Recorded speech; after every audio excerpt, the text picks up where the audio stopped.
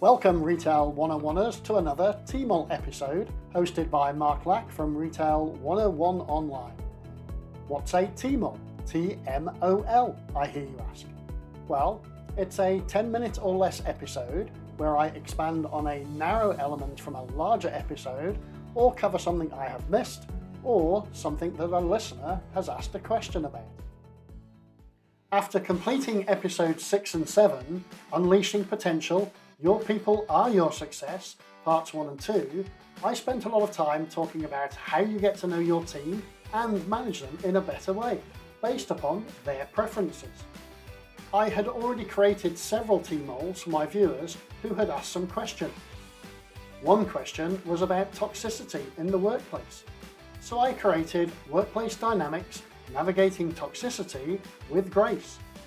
Another question was about why people leave, so I created Job Exodus, unveiling the 7 shocking secrets behind employee exits. And then another question during Mental Health Awareness Week was about employees' mental health, so I created How to Fix Retail Employees' Mental Health. However, another one of my viewers sent me a message and asked for more information about how to manage the different styles of conflict in the workplace, and it got me thinking. Of course, one of the first jobs you need to do is to subscribe to this channel so that you have all the information you need to be successful. The more people that like, subscribe, comment and ring that bell means that the channel can get its message out to even more people.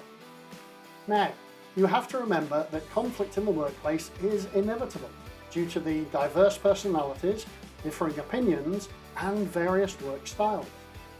Effective conflict management, therefore, is crucial for maintaining a healthy work environment, promoting productivity and ensuring employee satisfaction. Understanding the main types of conflict management and how to address them is essential for leaders and employees alike. So I have created this TMOL, Mastering Conflict Resolution and the Top 5 Workplace Strategies, so that we explore the 5 main types of conflict management and then the strategies for resolving them. Let's get straight into them then. Number 1. Avoiding.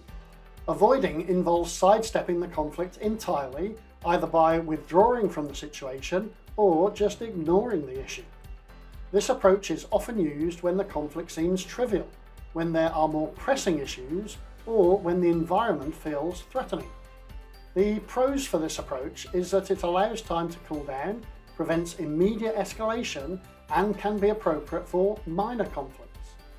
The cons for this approach are that it can lead to unresolved issues, resentment, and a build-up of tension over time. The strategies for resolution are as follows. You will need to address issues promptly. While avoiding can provide temporary relief, it's important to address the underlying issues before they escalate. You also need to create safe spaces by encouraging open communication in a non-threatening environment where employees feel safe to express their concerns. And of course, mediation, by introducing a neutral third party to facilitate discussions if direct confrontation feels intimidating. Number 2. Accommodating. Accommodating involves giving in to the other party's demands, often at the expense of one's own needs. This approach prioritizes harmony and relationships over individual goals.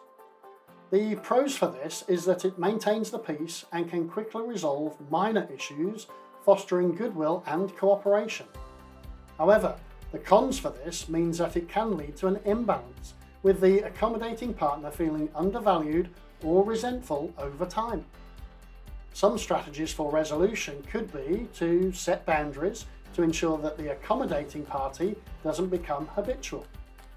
You need to establish clear boundaries about what is acceptable and what isn't, and then ensure the assertive use of communication and encourage assertiveness training to help employees express their needs and concerns constructively.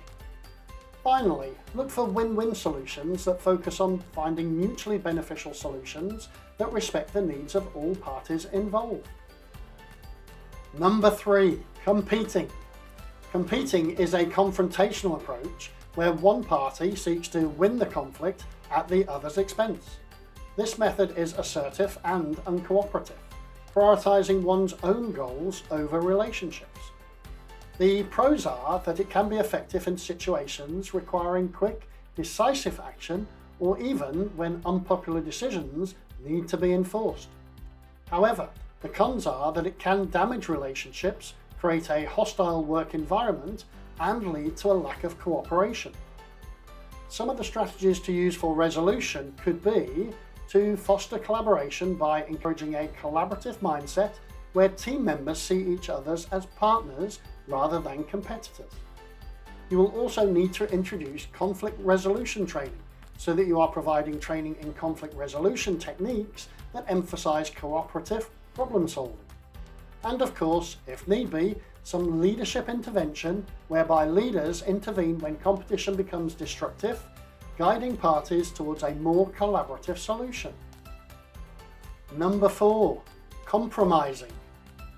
Compromising involves both parties making concessions to reach a mutually acceptable solution. This approach aims to find a middle ground where each party gives up something. The pros for this is that it can quickly resolve conflicts, is fair, and ensures that both parties feel partially satisfied. However, the cons may be that the solutions are seen as superficial and temporary, and that important underlying issues might remain unresolved. Some of these strategies for resolving this conflict could be to focus on interests, not positions, by encouraging parties to discuss their underlying interests rather than just their positions, leading to more sustainable solutions. Additionally, exploring alternatives by facilitating brainstorm sessions to explore various alternatives that might satisfy both parties more effectively. And of course, ensure follow-up by conducting follow-up meetings to ensure that the compromise is working and to address any remaining issues. Number 5, collaborating. Collaborating involves working together to find a solution that fully satisfies the needs of all parties. This approach is both assertive and cooperative, aiming for a win-win outcome. The pros for this is that it leads to long-lasting solutions, strengthens relationships, and promotes teamwork and innovation. The cons, however, means that it can be time-consuming and requires a high level of trust and communication skills. Some of the strategies for resolution could be to build trust by fostering a culture of trust and openness where employees feel comfortable sharing their true concerns and ideas. Ensure to enhance communication and provide training on effective communication techniques such as active listening and empathy. Finally, you must encourage joint problem solving by facilitating workshops and meetings that encourage joint problem solving and creative thinking. Help is on the way. Effective conflict management is essential for a productive and harmonious workplace. Understanding the 5 main types of conflict management, avoiding, accommodating, competing, compromising, and collaborating, allows leaders to choose the most appropriate strategy for each situation. By addressing conflicts promptly, fostering open communication, and promoting collaborative problem solving, organizations can create a positive work environment where conflicts become opportunities for growth and improvement. Conflict resolution in the workplace is a shared responsibility between the organization and its employees. Organizations must establish clear policies and provide resources such as training and mediation services to foster a supportive environment. Leadership plays a crucial role in modeling appropriate behaviors and addressing conflicts promptly and fairly. On the other hand, employees need to actively engage in open communication, show willingness to compromise, and collaborate on solutions. A culture of mutual respect and trust encourages individuals to take ownership of resolving disputes, leading to a more cohesive and productive work environment. Both organizational structures and individual actions are vital in creating a harmonious workplace.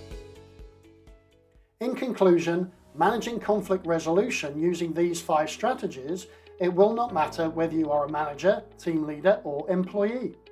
By using these practical tips, it will help you navigate conflicts smoothly and maintain a positive work environment.